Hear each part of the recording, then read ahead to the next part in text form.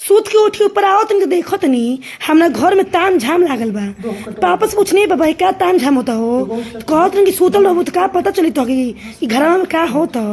तो बड़की बहनी देखो तनी लिट्टी उट्टी कुल गढ़ाता, सातवा तो कुल घाटी वाटी बनता। तो बड़ा जल्दी जल्दी गढ़त एकदम लिट्टी की कहीं के जाए के बराती वराती में कहनी कि हम गढ़ दी, कहते कि तू जाके सूता खाली, तू ये कुल काम मत कर।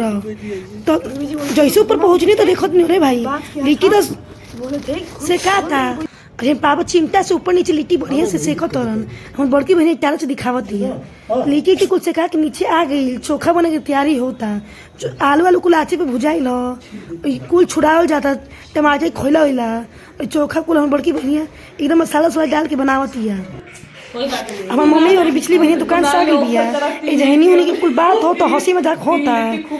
जब तक हमने खाए बैठ नहीं जा, हम बड़की बहनी सबके खाना परोसत हिया। पापा तो हमारे खाए लगलन, सब खाना ना खा पी के अपन बिस्तर धर ले सोते खातिर। अब हम जाते नहीं सोते। काल मिले के नया ब्लॉग के साथ। Bye, good night.